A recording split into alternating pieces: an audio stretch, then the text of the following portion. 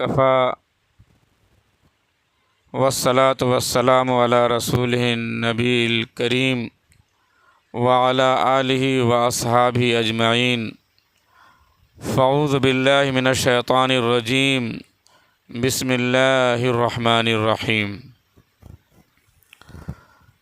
ربنا آتنا فی الدنیا حسنہ وفی الآخرۃ حسنہ وقنا عذاب النار۔ صدق اللہ العلی العظیم۔ محترم سامعین، یہ جو میں نے آپ کے سامنے آیت پاک پیش کیا ہے، یہ آیت پاک دعائیہ آیت ہے، اور یہ ایسی دعائیہ آیت ہے کہ تقریباً ہر ایک کی زبان پہ یہ دعا جاری رہتی ہے، اور آسانی کے ساتھ یہ دعا الحمدللہ ہم لوگ پڑھ بھی لیتے ہیں۔ اور اس کا مفہوم کیا ہے، مفہوم بھی سمجھ میں آ جاتا ہے کہ بندہ معبود سے کیا کہہ رہا ہے۔ ربنا، اس کے معنی تو سب جانتے ہیں کہ اے ہمارے رب، آتنا، ہم کو دیجیے، عطا کیجیے، فی دنیا، دنیا میں، ربنا آتنا فی دنیا حسنہ، یعنی ہماری دنیا میں بھی اچھی چیز دیجیے، ہماری دنیا بھی اچھی بنا دیجیے، وفی الآخرۃ حسنہ، اور ہماری آخرت بھی اچھی کر دیجیے، عقبہ بھی اچھی بنا دیجیے۔ یہ دعا کا خلاصہ ہے، اور یہ بہترین دعا ہے۔ ہم لوگ ماشاءاللہ حج کرنے گئے ہیں، جو بھی حج کرنے جاتے ہیں، ہم لوگ طواف کرتے ہیں مطاف پہ، اور جب رکن یمانی پہ پہنچتے ہیں حجر اسود پہ جانے کے لیے، تو اس موقع پہ یہی دعا پڑھتے ہیں، اور ربنا آتنا فی الدنیا حسنہ وفی الآخرۃ حسنہ وقنا عذاب النار۔ اے اللہ، ہماری دنیا بھی اچھی کر دے اور آخرت بھی اچھی کر دے، وقنا عذاب النار، اور جہنم کے عذاب سے بچا لے۔ بہترین دعا ہے، ساری دعاؤں کا خلاصہ ہے۔ لاکھ دعا کیجئے، ساری دعاؤں کا یہ لب لباب ہے، ما حاصل ہے۔ ساری دعائیں جو ہے اس دعا میں بالکل آ جاتی ہیں۔ جس کو دنیا اچھی ہو جائے، جس کی آخرت اچھی ہو جائے، پھر اس سے بہتر کون ہو سکتا ہے، اور اس سے بہتر دعا کون ہو سکتی ہے؟ جامع دعا ہے، اور یہ دعا کو مانگتے رہنا چاہیے۔ جب جب موقع ملے، جب اس دعا کے لیے آپ ہاتھ اٹھائیں، یہ دعا ضرور آپ پڑھیں، ربنا آتنا فی الدنیا حسنہ وفی الآخرۃ حسنہ وقنا عذاب النار۔ دیکھیں محترم، کچھ ہم لوگوں نے کچھ غلط بھی سمجھ لیا ہے، شریعت کے سمجھنے میں تھوڑا ذہول بھی ہوا ہے۔ شریعت کا تقاضا یہ ہرگز نہیں ہے کہ آدمی دنیا سے بالکل لا تعلق ہو جائے۔ قرآن و حدیث کا یہ حکم ہرگز نہیں ہے کہ دنیا سے آدمی بالکل غافل ہو جائے، صحرا پکڑ لے، جنگل پکڑ لے، اور بالکل رہبانی زندگی گزارے، قطعاً نہیں۔ بلکہ اسلام کا حکم تو یہ ہے، اللہ کے رسول علیہ الصلوۃ والسلام کا فرمان یہ ہے، لا رہبانیت فی الاسلام، کہ اسلام میں رہبانیت نہیں ہے، اسلام میں رہبانیت نہیں ہے، بلکہ دنیاوی زندگی کو گزارتے ہوئے، دنیاوی زندگی سے گزرتے ہوئے آخرت کی زندگی کی طرف جانا ہے۔ جو بھی دنیا کے لوازمات ہے، جائز طریقے سے اور ایک حسین طریقے سے حاصل کرنا ہے، اور اچھی دنیا بھی بنانی ہے، اچھی دنیا بنانی ہے، دنیا ہماری اچھی ہو۔ اب یہ دیکھ لیجیے، حضور پاک علیہ الصلوۃ والسلام زکوٰۃ نکالتے تھے نا بھائی، یہ تو سب کو معلوم ہے کہ حضور پاک علیہ الصلوۃ والسلام زکوٰۃ لیتے نہیں تھے، زکوٰۃ دیتے تھے۔ تو زکوٰۃ دینے والا امیر ہوتا ہے، غریب ہوتا ہے؟ امیر ہوتا ہے۔ تو حضرت پاک علیہ الصلوۃ والسلام امیر تھے، غریب تھے؟ امیر تھے، زکوٰۃ دیتے تھے۔ تقریباً اکثر صحابہ کرام زکوٰۃ دیتے تھے، زکوٰۃ لینے والے کم تھے، دینے والے زیادہ تھے۔ اچھا، حضور پاک علیہ السلام کی جو سواری تھے نا، اس زمانے میں گھوڑے ہوتے تھے یا اونٹ ہوتے تھے، اونٹنی ہوتی تھی۔ تقریباً سارے صحابہ کرام کے پاس گھوڑے ہوتے تھے، سواریاں ہوتی تھی۔ تو اس زمانے میں گھوڑے تو نہیں ہیں، اونٹ تو نہیں ہیں، اونٹنیاں نہیں ہیں، گاڑی ہے۔ ابھی کوئی رکھے گا بھی تو وہ استعمال میں نہیں، اس کی ضرورت نہیں ہے۔ حالات کے ساتھ جو ہے وہ مسائل بھی بدلتے ہیں، اور زندگی کی جو ضرورتیں ہیں اور ضرورتوں کو پوری کرنے کے لیے اسباب بھی بدلتے ہیں۔ اس زمانے میں اسباب کچھ اور تھے اور اس زمانے میں اسباب کچھ اور ہے۔ تو اس زمانے میں جو اسباب تھے تو ان اسباب کو ہم حاصل کرتے تھے۔ صحابہ کرام کی کوشش ہوتی تھی کہ بھائی ہمارے پاس اونٹنی ہو، ہمارے پاس گھوڑے ہوں اور اس کا صحیح استعمال ہو۔ اور آج گھوڑے نہیں ہے تو آج ہمارے پاس گاڑی ہو، اور گاڑی بھی اچھی سے اچھی گاڑی ہو۔ حضور پاک علیہ السلام پر جو سواری تھی، جو اونٹ تھے، جو گھوڑے تھے، بہت قیمتی گھوڑے تھے، بہت ہی مضبوط، تیز رو، سست رفتار نہیں۔ تو ماشاءاللہ آج بھی اگر ہمارے پاس یہ انتظام ہے تو یہ اللہ کا شکر ادا کرنا چاہیے۔ اللہ تعالیٰ کلام پاک میں فرماتا ہے لَإِن شَكَرْتُمْ لَأَزِيدَنَّكُمْ وَلَئِن كَفَرْتُمْ إِنَّ عَذَابِي لَشَدِيدٌ۔ اگر اللہ تعالیٰ نے آپ کو نعمتوں سے مالا مال کیا ہے، نعمتوں سے اللہ نے آپ کو سرشار کیا ہے، تو آپ اللہ کا شکریہ ادا کیجیے۔ اے اللہ تیرا شکر ہے کہ تو نے مجھے اپنی نعمتوں سے مالا مال کیا، اپنی نعمتوں سے محروم نہیں کیا ہے۔ یہ اللہ کا شکر۔ تو گویا کہ جو نعمتیں آپ کو ملیں گی تب نہ آپ شکریہ اللہ کا ادا کیجیے گا، اور شکر ادا کرنے میں آپ کو مزہ آئے گا۔ تو اللہ کی نعمتوں کو حاصل کرنا چاہیے، اور حاصل کرنا بھی ایمان ہے، حاصل کرنا بھی دین ہے۔ یہ نہیں کہ بھائی دنیا حاصل کرنا بھی دین ہے۔ دنیا اور دین ہم لوگوں نے بانٹ دیا ہے، یہ دنیا ہے، یہ دین ہے۔ دنیا کو آپ حاصل کریں اگر دین سمجھ کے تو دنیا بھی دین ہی ہے، وہ بھی اسلام کا حکم ہے، آپ کو حاصل کرنا چاہیے۔ ایک یاد رکھیے گا، ایک چیز ہوتی ہے، یوسف علیہ السلام نے اللہ سے کیا کہا تھا؟ آپ سورہ یوسف پڑھ جائیے، اس میں ایک آیت آئے گی، اور آیت یہ ہے اجعلنی علی خزائن الارض۔ ابھی تھوڑا سا رکھ دیتے پھر بعد میں اسے رکھ دیجیے بعد میں۔ یوسف علیہ السلام نے اللہ تعالیٰ سے کیا مانگا اور کیا فرمائش کی؟ رکھ دیجیے،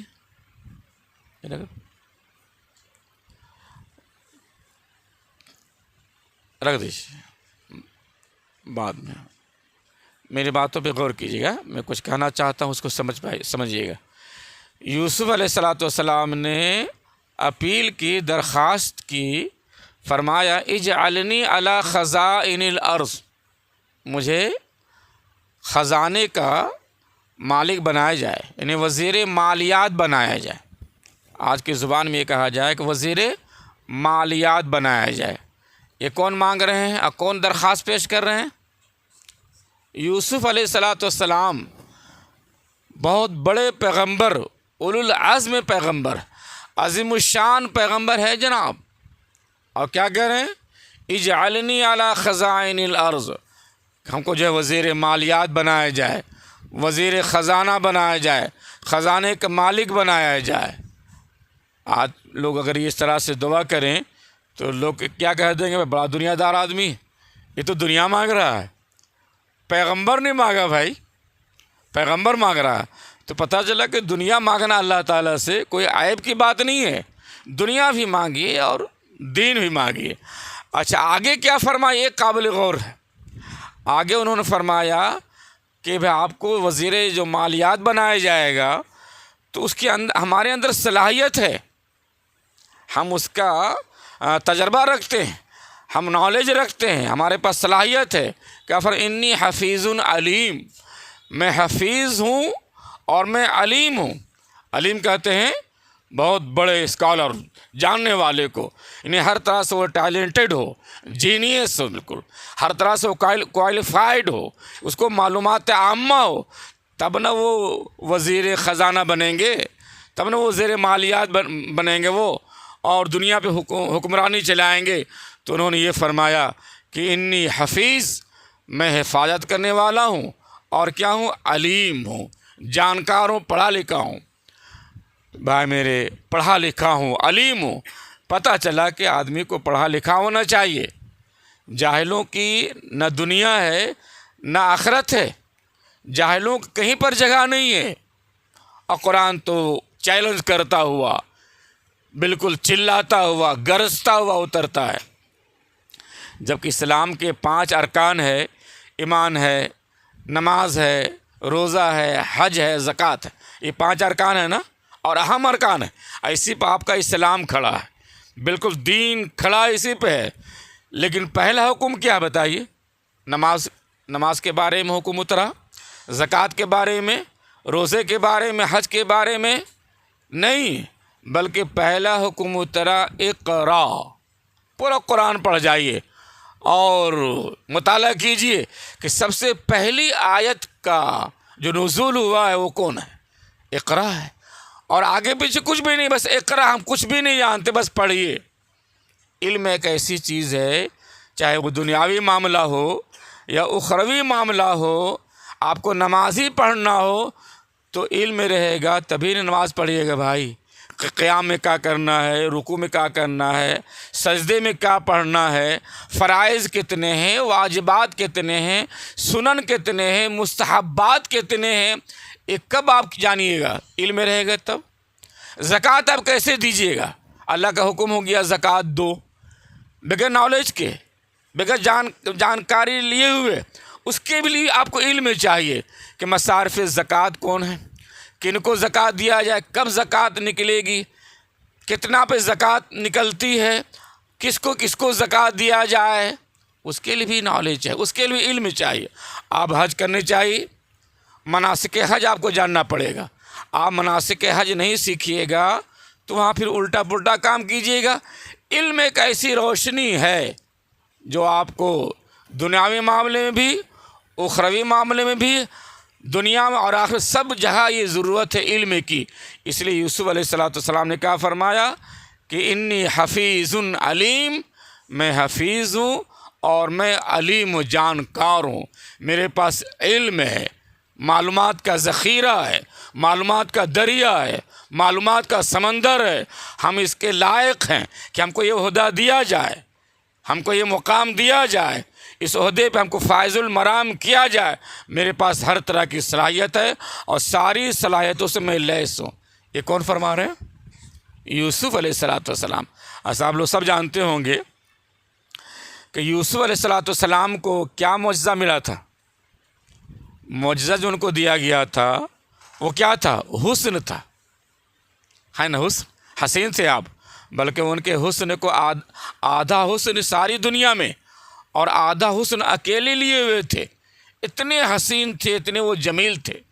اس لحاظ سے تو ان کو کہنا چاہیے کہ اے اللہ، میں انی حفیظ علیم کے بجائے انی حسین جمیل فرمانا چاہیے کہ میں حسین ہوں، میں جمیل ہوں، میرے اندر حسن ہے، میرے اندر جمال ہے، اس لیے مجھے یہ عہدہ دیا جائے۔ ایسا کہا نہیں۔ پتہ چلا کہ حسن بلا شبہ ایک نعمت ہے، بہت بڑی نعمت ہے، میں مانتا ہوں، لیکن حسن کے ذریعے سے عہدہ حاصل نہیں کیا جائے گا، حسن کے ذریعے سے کمال نہیں حاصل کیا جائے گا، حسن کی بنیاد پہ کوئی وزیر اعظم نہیں بنے گا کہ بھائی یہ بہت خوبصورت ہے، بھائی اس کو وزیر اعظم بنا دیا جائے، اس کو پی ایم بنا دیا جائے، اس کو ڈی ایم بنا دیا جائے، چونکہ بہت خوبصورت، اس کو سی ایم بنا دیا جائے۔ نہیں، یہاں پر حسن نہیں چلے گا، یہاں پر علم چلے گا، یہاں پر جانکار ہونا پڑے گا، یہاں پر ڈگری چاہیے، صلاحیت چاہیے۔ یہ علم کا مقام، بلکہ بہت گہرائی میں جائیے گا تو حسن کبھی فتنہ میں مبتلا کر دیتا ہے۔ حسن بہت اچھی چیز ہے، یوسف علیہ السلام پہ جو الزام لگا، جو متہم ہوئے، علم کی بنیاد پہ یا حسن کی بنیاد پہ؟ حسن کی بنیاد پہ. بہت خوبصورت تھے، اللہ نے آپ کو حسن اس قدر دیا تھا کہ زلیخا فریفتہ ہو گئیں، وہ عاشق ہو گئیں، اور اس عشق نے، اس فریفتگی نے جیل تک پہنچا دیا. کچھ دیر کے لیے متہم ہو گئے، اتہام لگا، الزام لگا، جیل جانا پڑا. حسن نے کہاں تک پہنچایا؟ جیل تک پہنچا دیا. اور علم کہاں تک پہنچایا؟ کیا وزیر اعظم ہو گئے، بہت اونچی ڈگری حاصل کر لی. یہ ہے جناب علم کا مقام. ایک میں اور عرض کر دوں کہ جب آدم علیہ السلام کی تخلیق پہ فرشتوں نے تھوڑی سی کہہ لیجئے کہ تعریض کہتے ہیں کہ نکیر فرمائی کہ اے اللہ، ہمارے ہوتے ہوئے اس آدم کو کیوں پیدا فرما رہے ہیں؟ وَإِذْ قَالَ رَبُّكَ لِلْمَلَائِكَةِ إِنِّي جَاعِلٌ فِي الْأَرْضِ خلیفہ. اللہ نے فرمایا کہ میں خلیفہ بنانا چاہتا ہوں، تو فرشتوں نے کہا تھا قَالُوا نَحْنُ نُسَبِّحُ بِحَمْدِكَ وَنُقَدِّسُ لَكَ قَالَ إِنِّي أَعْلَمُ مَا لَا تَعْلَمُونَ. اے اللہ، ہم تو آپ کی تقدیس بیان کرتے ہیں، حمد و ثنا بیان کرتے ہیں، ہم آپ کی بڑائی، کبریائی میں راتوں دن لگے رہتے ہیں. یہ آدم کی کیا ضرورت ہے؟ یہ انسان کو بنانے کی کیا ضرورت ہے؟ اللہ تعالیٰ نے فرمایا انی عالم و ما لا تعلمون. چپ چاپ رہیے، میں جو جانتا ہوں تم نہیں جانتے ہو. فرشتے کو تو خاموش کر دیا، لیکن اس کے بعد دلیل دیتے ہیں، حجت کے لیے کیا کہ آدم علیہ السلام کو علم دیا. دیکھیں، حجت کے لیے علم لایا جا رہا. یہاں پر فرشتوں سے آدم کا مرتبہ اونچا کرنا ہے، فرشتوں کو لاجواب کرنا ہے، فرشتوں کو یہ احساس ہو جائے کہ آدم سے مقام ہمارا کم ہے، کم درجہ رکھتے ہیں. تو کیا لایا؟ حسن لایا یا علم لایا؟ حسن نہیں لایا بلکہ علم لایا. اور علم کیا لایا؟ جتنی چیزیں، سی دنیاوی چیزیں تھیں، سب کا نام سکھا دیا، سب کا مزہ بتا دیا، ایک ایک کر کے جو ہے سب کا علم ہی دیا. اس کا علم یہ ہے، یہ علم. جب علم سے مالا مال ہو گئے اور بہت ساری صلاحیتیں آ گئیں، بہت سارے علوم آپ کے اندر جب آ گئے، تب جو ہے قرآن خود کہتا ہے وَعَلَّمَ آدَمَ الْأَسْمَاءَ. آدم کو بہت سارے نام سکھا دیے، اور سکھانے کے بعد پیش کیا فرشتوں کے آگے کہ اے فرشتے، تم جو کہہ رہے تھے کہ آدم کو کیوں پیدا کر رہے ہیں، انسان کی ضرورت کیا ہے، تقدیس اور تحمید کے لیے، عبادت کے لیے ہم کافی ہیں؟ نہیں، انسان کی ضرورت ہے. دیکھو، انسان کو میں نے پیش کیا ہے، اور تم بتاؤ ان چیزوں کے نام کیا ہیں، بتاؤ. فرشتے نے کہا قالوا سبحانک لا علم لنا الا ما علمتنا انک انت العلیم الحکیم. اے اللہ، تو پاک ہے، تیری ذات پاک ہے، بے عیب ہے، ہم تو عیبدار ہیں، ہم تو ناپاک ہیں، تو پاک ہے، تو جانتا ہے. لا علم لنا، ہم کو کچھ علم نہیں ہے، الا ما علمتنا، جو تو نے سکھایا ہے بس وہی ہم جانتے ہیں، اس کے علاوہ ہم کچھ بھی نہیں جانتے. اور جب آدم سے کہا گیا کہ اے آدم، تو بتا، ان چیزوں کے نام بتاؤ، کیا نام ہے؟ اب آدم علیہ السلام جو بالکل بتانا شروع کیا، بلا تکلف، بالکل بلا دریغ سارے نام بتا دیے. بالکل جو علم دیا گیا تو بالکل کھول کے بتا دیا کہ اس کا بھی ہمارے پاس علم ہے، اس کا ہمارے پاس علم ہے، اس کی معلومات ہم کو حاصل ہے. اللہ اکبر. پھر فرشتوں نے اعتراف کیا، اقرار کیا کہ آدم کا مقام اونچا ہے. ہم گرچہ فرشتے ہیں، نوری مخلوق ہیں، اور یہ خاکی مخلوق ہیں، لیکن خاکی مخلوق جو ہے اوپر ہے نوری مخلوق سے. اور فرشتوں نے اعتراف کیا کہ یہ جو آدم ہم سے اونچے ہیں. تو یہ جو اونچائی ملی آدم کو، آدمی کو، انسان کو، یہ اونچائی، یہ بلندی، یہ رفعت، یہ عروج کس بنیاد پہ ملا؟ حسن کی بنیاد پہ نہیں، اور یا پھر کسی اور خاندانی شرافت کی بنیاد پہ نہیں، بلکہ علم کی بنیاد پہ آدم کا مقام اونچا ہوا. اسی سے ہم لوگ آدمی ہیں. ہمارا مقام جو اونچا ہوگا علم کی بنیاد پہ ہوگا، نہ کہ حسن کی بنیاد پہ، نہ کسی اور خاندانی شرافت کی وجہ سے ہمارا مقام جو اونچا ہوگا وہ علم کی بنیاد پہ۔ اس لیے آدمی کو علم حاصل کرنا چاہیے اور علم کے ذریعے سے دنیا اچھی بنانی چاہیے۔ ایک لفظ آتا ہے، سنتے ہوں گے، ہم لوگ بھی سنتے ہیں، تارک الدنیا متروک الدنیا۔ بھائی ہم تارک الدنیا کیا ہے؟ دنیا کو چھوڑنے والا۔ متروک الدنیا کیا ہے؟ جس کو دنیا چھوڑ دے۔ دو لفظ ہیں یہاں پر۔ تو ہم میں سے ہر آدمی تارک الدنیا بنے، دنیا حاصل کرے، دنیا حاصل کرے، محنت کر کے، مجاہدہ کر کے، پھر کیا کرے؟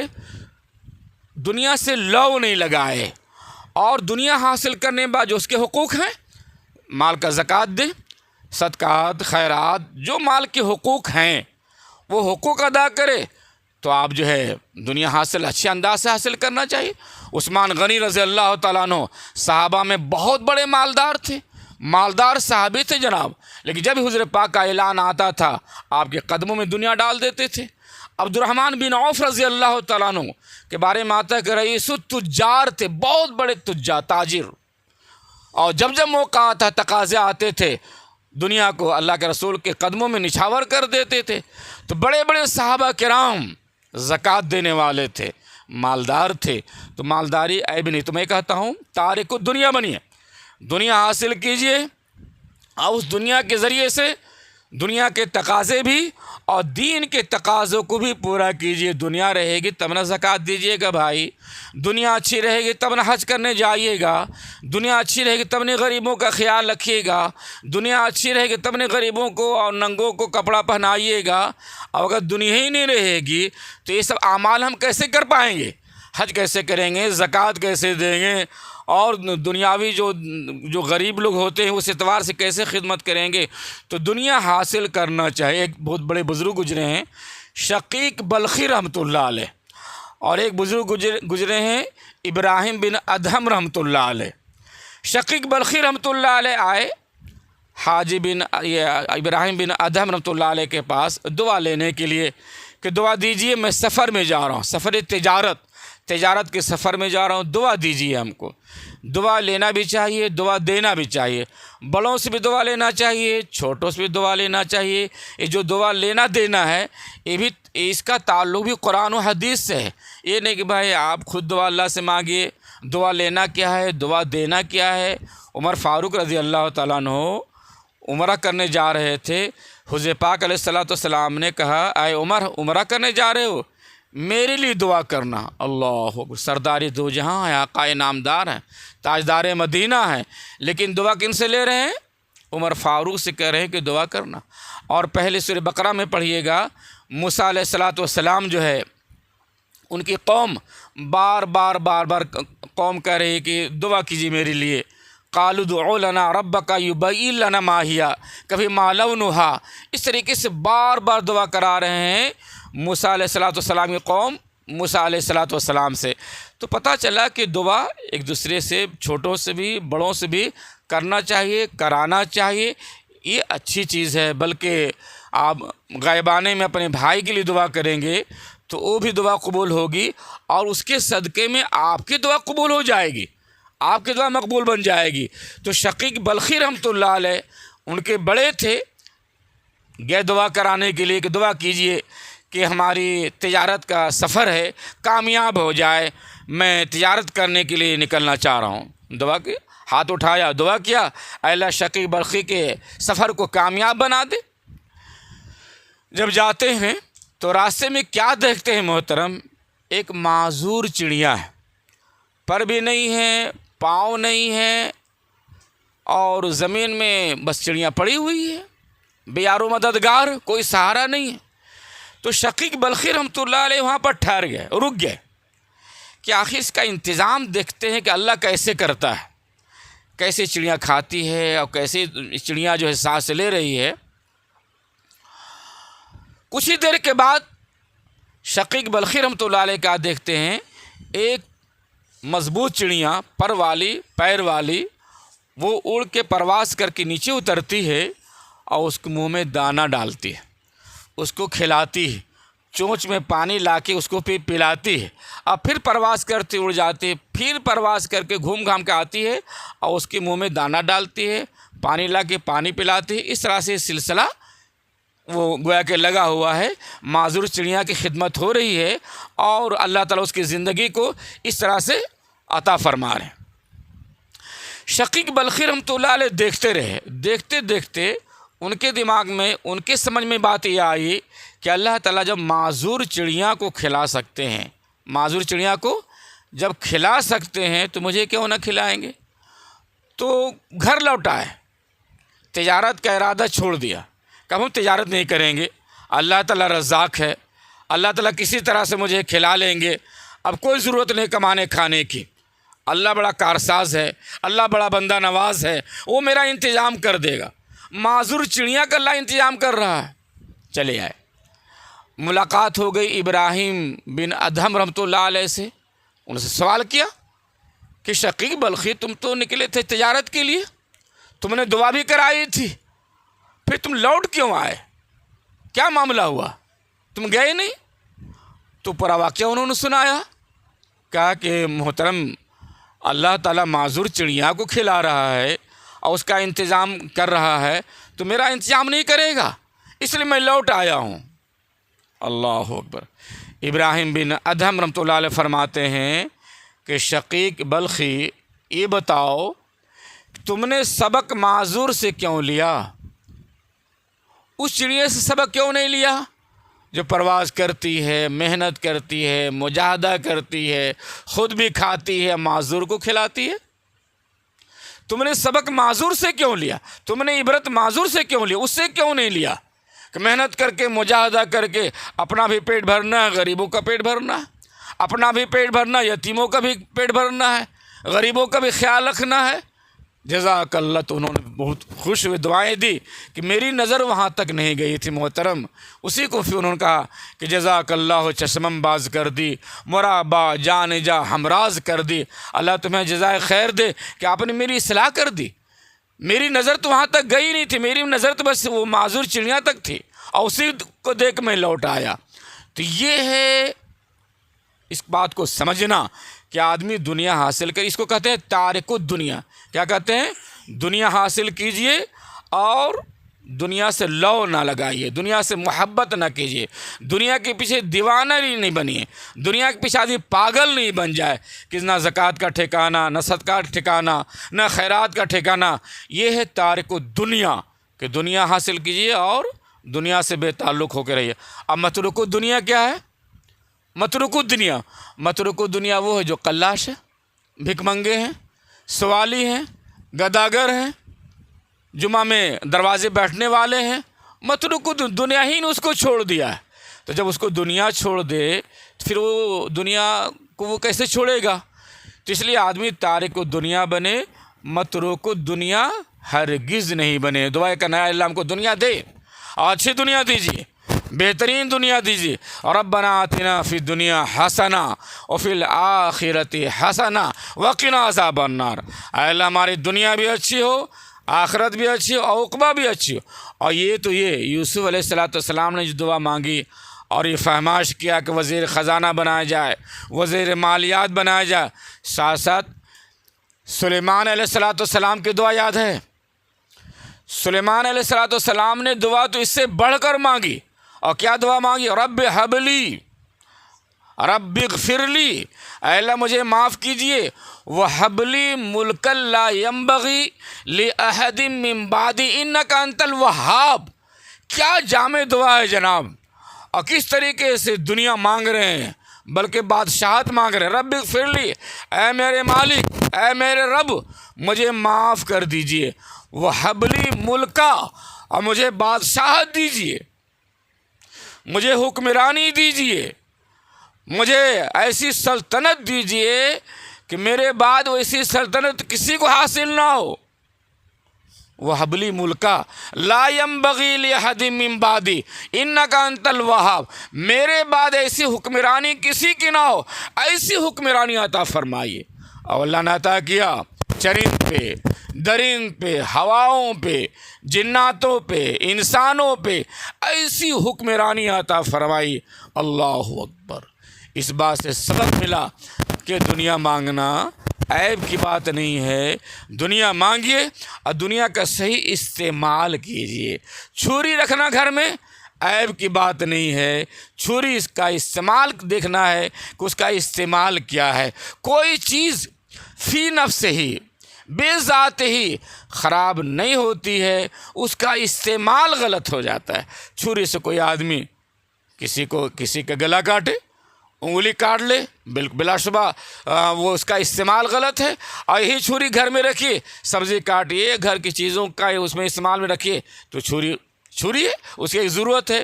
تو دنیاوی جو زندگی ہے محترم، اللہ نے جو یہ مکان دیا، اچھا یہ بھی یاد رکھیے کیسے ہمارے اللہ ہیں، واقعی بہت اچھے اللہ ہیں، بڑے کارساز، اپنے بندوں سے بہت ان کو پیار ہے۔ جیسے ہم جو زکوٰۃ دیتے ہیں، یہ مکان ہمارے جناب انجینئر مسعود صاحب اس میں آئے، ماشاء اللہ بہت خوبصورت مکان ہے اور چمک دمک بھی ہے۔ کوئی یہ کہے کہ یہ چمک یہ دمک نہیں ہونا چاہیے۔ یاد رکھیے 3 چیز ہے مکان میں، اگر زیبائش اچھی چیز ہے، بھائی کیا چیز کہاں پر ہو دیکھنے میں اچھا لگے، اس کو زیبائش کہتے ہیں۔ جائز ہے، ناجائز نہیں ہے۔ رہائش کے لیے تو مکان چاہیے نا بھائی، چیونٹی کو مکان چاہیے، اس جو جنگلی جانور اس کو بھی چاہیے، ہر آدمی کو پناہ کے لیے ایک مکان چاہیے، اس کو رہائش کہتے ہیں۔ تو رہائش تو سب کو چاہیے، وہ فرض ہے، واجب ہے، ہم کو رہائش ایک مکان چاہیے، وہ سب کے لیے ضروری ہے۔ اور رہائش کے ساتھ ساتھ جو اللہ نے انسان کو انسان بنایا ہے، عقل دیا ہے، دماغ دیا ہے کہ کہاں پر کیا سامان ہونا چاہیے، کچن کہاں پر ہو، اسی طریقے سے ڈائننگ ہال کہاں پر ہو، باتھ روم کہاں پر ہو، کرسی کہاں لگنی چاہیے، ٹیبل کہاں لگنا چاہیے، کون پنکھے کہاں پر لگے، کون کرسیاں کہاں پر لگے، یہ ترتیب ہے۔ تو ترتیب کو تحسین کے درجے میں دینا یہ ہے زیبائش، اور یہ بھی ضروری ہے، یہ بھی اچھی چیز ہے، کوئی خراب چیز نہیں۔ خراب چیز کیا ہے؟ رہائش تو واجب فرض ہے، زیبائش جائز ہے، اچھی چیز ہونی چاہیے، اچھے انداز سے ہونا چاہیے۔ خراب چیز جو ہے، وہ حرام چیز جو ہے، جو ناجائز ہے، وہ ہے نمائش نہ ہو، دکھلاوا نہ ہو، ریا نہ ہو، نمود نہ ہو، دوسروں پہ بڑائی ہانکنے کا جذبہ نہ ہو کہ بھائی میرے مکان کے آگے تمہارا مکان کیا ہے، میری بلڈنگ کے آگے تمہاری بلڈنگ کیا ہے، میری حویلی کے آگے تمہاری حویلی کیا ہے۔ یہ نمائش ہے، اللہ کو نمائش پسند ہے۔ زیبائش تو اچھی چیز ہے، رہائش تو واجب ہے کہ ہر ایک کو چاہیے۔ تو ماشاء اللہ ہمارے مسعود انجینئر صاحب نے بہت اچھا مکان ہے، بہت خوبصورت، اچھے سے انہوں نے سجایا ہے، اچھے سے انہوں نے سنوارا ہے، خوبصورت انداز میں ماشاء اللہ اپنے رہنے کے لیے ایک خوبصورت مکان بنایا ہے، مبارک ہے۔ اور یہ بھی یاد رکھیے مکان چاہے چھوٹا ہو، مکان چاہے بڑا ہو، کم قیمت والا ہو یا زیادہ قیمت والا ہو، اس کا زکوٰۃ نہیں ہے، اس کا زکوٰۃ نہیں ہے۔ اللہ نے کہا کہ نہیں یہ تمہاری ضرورت کی چیز ہے، اس میں زکوٰۃ نہیں لیں گے۔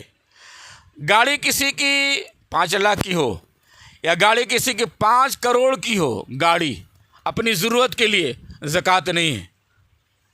الحمدللہ 5 لاکھ کی گاڑی، اس پر بھی زکوٰۃ نہیں، اور 5 کروڑ کی گاڑی ہے، 5 کروڑ کی گاڑی پہ ہم چل رہے ہیں اور اپنی ضرورت کے لیے اس کا استعمال کر رہے ہیں، اس میں زکوٰۃ نہیں۔ گھر میں ایک سے ایک سامان ہے، بہترین الماری ہے، قیمتی الماری ہے، کوئی زکوٰۃ نہیں۔ بہترین صوفے ہیں، اس پر کوئی زکوٰۃ نہیں۔ ایک سے ایک سامان ہم لگائے ہوئے ہیں گھر میں، اس پر کوئی زکوٰۃ نہیں جناب، چاہے سستا سامان ہو یا مہنگا سامان ہو۔ اس کو ہم لوگ کہتے ہیں حوائج اصلیہ، جو ضرورت کی چیزیں ہیں، سستی ہو یا مہنگی، اس سے کوئی بحث نہیں ہے، آپ اس کو استعمال کیجئے۔ اللہ نے اس کو معاف کر دیا ہے کہ اپنی صلاحیت کی بنیاد پہ، اپنی استطاعت کی بنیاد پہ آپ جو ہے اچھے سے اچھی چیز استعمال کر سکتے ہیں، کرنا بھی چاہیے۔ یہ نہیں اب اللہ نے آپ کو مالدار بنایا ہے، آپ ہی جو غریب لباس پہنے ہوئے ہیں، ایک دم بالکل کمزور لباس پہنے ہوئے ہیں کہ امیر غریب بھی بیچارہ شرما جا رہا ہے۔ ایسا پہنیے کہ اللہ کا شکر ادا ہو، اور غریب آپ سے امید باندھے کہ بھائی یہ ہم کو نوازیں گے، وقت پر ہمارے کام آئیں گے۔ تو ظاہر کا اس کا استعمال ہونا چاہیے، ظاہر سے بھی وہ پتہ چلنا چاہیے کہ اللہ نے ہم کو نوازا ہے۔ لئن شکرتم لَأَزِيدَنَّكُمْ وَلَئِن كَفَرْتُمْ إِنَّ عَذَابِي لَشَدِيدٌ، اس جذبے کے ساتھ۔ ہاں جو لوگ جیسے کہ آج کل جو ہمارے یہاں کیا چلا ہوا ہے، ویڈیو بناتے ہیں، غریبوں کو بلاتے ہیں، غریبوں کے صف لگاتے ہیں، اللہ اکبر، الحفیظ والامان، اللہ ہم سب کو بچائے، اس ریاکاری سے بچائے، دکھلاوے سے بچائے، اس نمائش سے بچائے۔ میں تو توبہ کرتا ہوں، استغفار پڑھتا ہوں۔ آپ غریبوں کا مذاق اڑا رہے ہو بھائی، گلیوں میں کھڑا کر دے رہے ہو، بازاروں میں، مارکیٹوں میں، اور ویڈیو بنا کر کے اور اس کی غربت کا، اس کے افلاس کا مذاق اڑا رہے ہو۔ یہ گویا کہ یاد رکھیے گا، امیر ہو یا غریب ہو، عزت سب کو پیاری ہے، عزت سب کو پیاری ہے۔ ہر آدمی چاہتا ہے میری عزت ہے۔ آپ اس کا ویڈیو لے رہے ہیں، اب ظاہر سی بات اس کے بچے ہوں گے، بہنیں ہوں گی، پھوپھیاں ہوں گی، خالائیں ہوں گی، رشتہ دار ہوں گے، ان کی اولاد ہوگی، کس طرح سے سبکی محسوس ہوگی۔ میرے لوگ جو ہے صف لگا کے کھڑے ہیں اور 2.5 کلو 5 کلو 500 روپیہ یہی تو دیتے ہیں لوگ، یہی دینے کے لیے صفیں لگاتے ہیں اور غریبوں کا مذاق اڑاتے ہیں۔ تو اللہ کا شکر ہے کہ اللہ نے آپ کو، یہ ہمیں اور آپ کو مالدار بنایا ہے، دینے والا بنایا ہے، اور دیالو بنایا ہے، سخی بنایا ہے، زکوٰۃ دینے والا بنایا ہے، فطرہ دینے والا بنایا ہے۔ گویا کہ اللہ نے آپ کو مالدار بنایا ہے۔ اس مالداری پہ اللہ کا شکر ادا کیجیے۔ ہاں یہ کوشش کیجیے کہ ہماری طرف سے ایسا نہ ہو کہ ناشکری ہو جائے، مال کے حقوق ادا کرنے میں کہیں پر کمزوری ہو جائے۔ اب ماشاءاللہ مکان ہے تو مکان کا حق ہے نماز پڑھی جائے، مکان کا حق ہے کہ تلاوت کی جائے، یاسین شریف پڑھا جائے، صبح شام ورد اور ذکر کیا جائے، یہ مکان کے حقوق ہیں۔ تو میں مبارکباد دیتا ہوں جناب مسعود انجینئر صاحب کو کہ اللہ تعالیٰ نے آپ کو یہ مقام دیا ہے کہ آپ ایک اچھے مکان میں اچھی رہائش کے ساتھ زندگی گزار رہے ہیں۔ اللہ تعالیٰ مبارک کرے، اللہ تعالیٰ قبول فرمائے۔ دعا فرما لیے جائے۔ اللہم صلی علی سیدنا محمد وعلی آل سیدنا محمد کما صلیت علی ابراہیم وعلی آل ابراہیم انک حمید مجید۔ اللہم بارک علی سیدنا محمد وعلی آل سیدنا محمد کما بارکت علی ابراہیم وعلی آل ابراہیم انک حمید مجید۔ یا اللہ، یا رحمان، یا رحیم، یا کریم، یا ودود، یا رؤوف، یا حنان، یا منان، یا غفور، یا شکور، یا خبیر، یا بصیر، یا نصیر، یا حفیظ، یا حی یا قیوم برحمتک نستغیث۔ اے مولا، اس مکان میں تیرا نام لیا ہے، اے مولا تیرا نام لیا ہے، تیرا کام کیا ہے، تیری بڑائی کیا ہے، تیری توحید کا ڈنکا بجایا ہے، اے اللہ تیرے ہی ذکر کیا ہے، تیرے ہی فکر کیا ہے اور تیرے نام کا تذکرہ کیا ہے۔ اے اللہ اس مکان کو اے اللہ باعث سکون بنا دے، باعث رحمت بنا دے۔ اے اللہ اپنی رحمتوں سے، برکتوں سے اس مکان کو ڈھانپ لے، بد نظری کی بد نظری سے بچا دے، آفات سے، بلیات سے، مصائب سے، مسائل سے، حادثات سے، حالات سے اے اللہ پاک کر دے، اے اللہ پاک کر دے۔ اپنی حفظ و امان میں ہماری زندگیوں کو گزار دے۔